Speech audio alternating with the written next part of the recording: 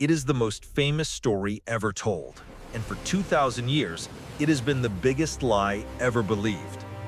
We have spent centuries searching the bottom of the Atlantic Ocean. We have scanned the Mediterranean. We have looked in Antarctica. We found nothing.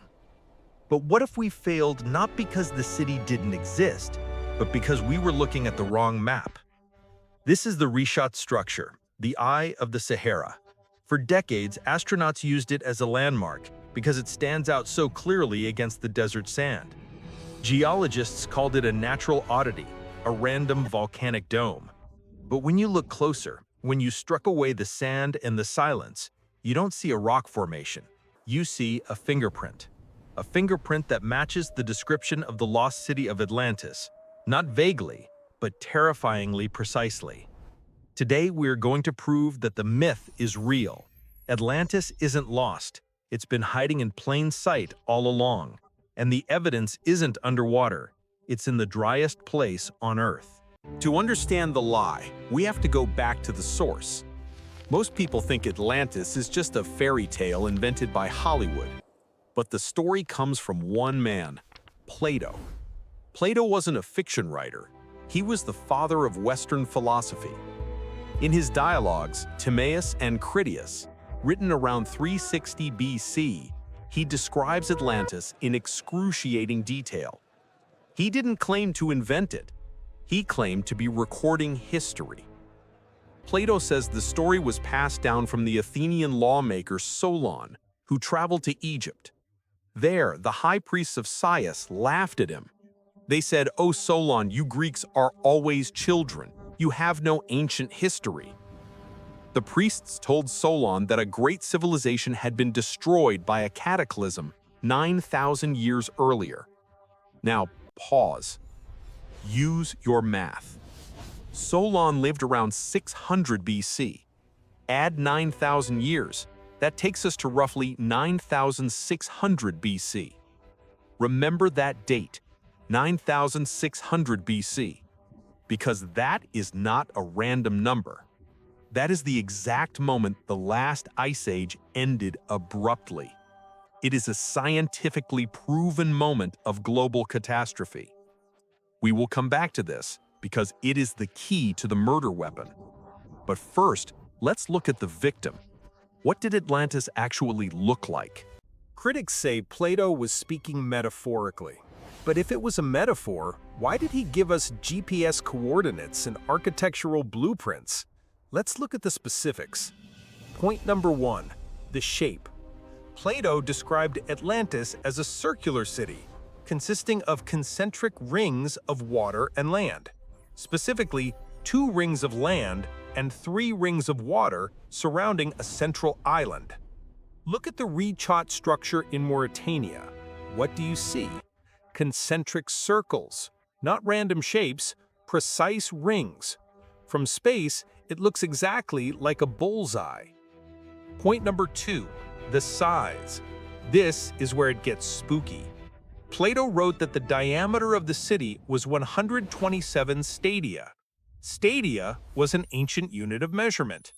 If you convert 127 stadia into modern measurements, you get approximately 23.5 kilometers or 14.5 miles. Now, let's measure the RiChat structure.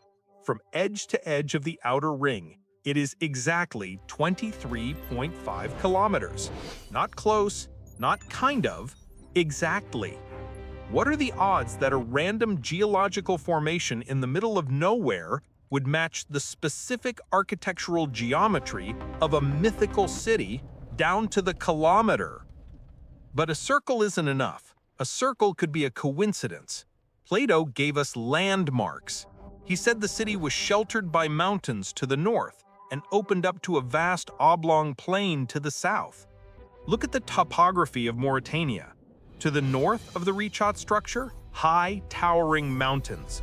To the south, a flat, oblong plain that matches Plato's description perfectly. He even told us about the building materials. He said the Atlanteans quarried stone of 3 colors, black, white, and red. Geologists visiting the RiChat structure have confirmed the presence of exactly these three types of volcanic rock mixed together in the geologic layers. The shape matches, the size matches, the mountains match, the rocks match. So why don't we accept it? Because of one giant, glaring problem. Plato said Atlantis was an island in the ocean. The RiChat structure is in the middle of the Sahara Desert, hundreds of miles from the sea. Case closed? Not quite. Because 12,000 years ago, if you had stood here, you wouldn't be standing on sand. You would be drowning. This is the piece of the puzzle that historians missed for centuries. We are taught that the Sahara has always been a wasteland. That is false.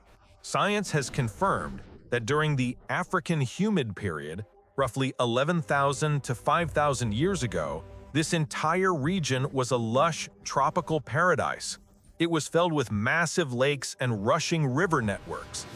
Look closely at the satellite radar scans of Mauritania. You can see the scars of ancient rivers, massive water channels that cut through the landscape, leading from the Atlas Mountains and draining right into the Atlantic Ocean.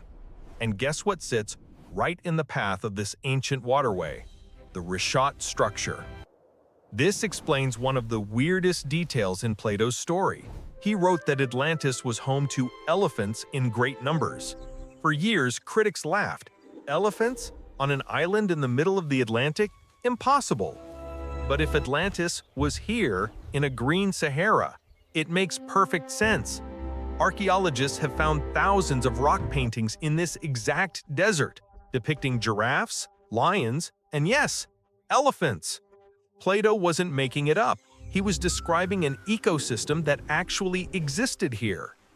And then there's the water. If the RiChat was Atlantis, where did the fresh water come from? Geologists have found that underneath the RiChat structure lies a massive ancient aquifer. Even today, if you dig just a few meters down in the center of the eye, you find fresh water. Plato described springs of cold and warm water flowing from the center island. The geology confirms it perfectly. So, we have the shape, we have the size, we have the location, we have the animals, but we still have the body. How does a civilization this advanced just vanish? To understand the murder, we have to look at the weapon. Remember the date? 9,600 BC. This aligns exactly with the end of the Younger Dryas period. This was a time of violent climate change. Sea levels didn't just rise, they surged.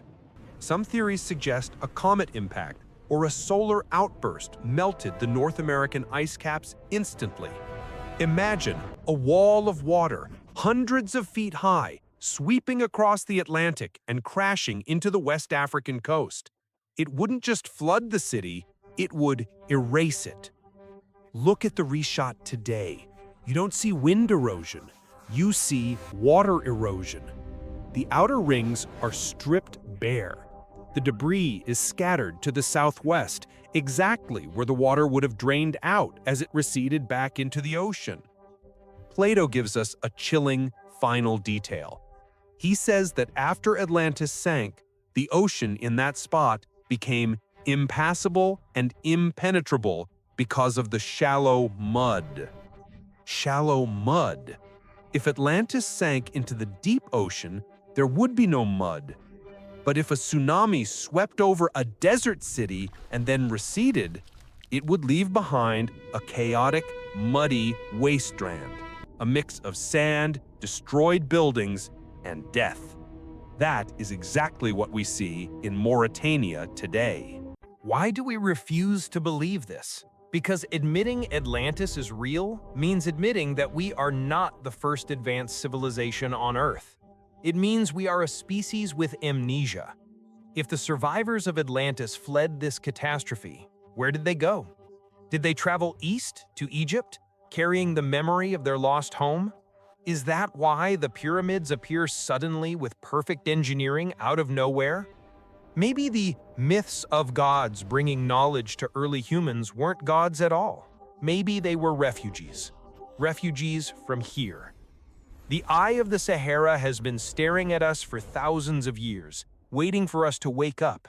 It is a monument not just to human genius, but to human fragility. They thought they were invincible, and in one single day and night, they were gone. We are walking the same path. Atlantis isn't just a mystery to be solved, it is a warning to be heeded. But if Atlantis is here, then what else have we missed? What if I told you that the Great Pyramid of Giza wasn't a tomb, but a power plant? That story is even crazier. Click this video right here to find out why everything you know about Egypt is a lie. I'll see you there.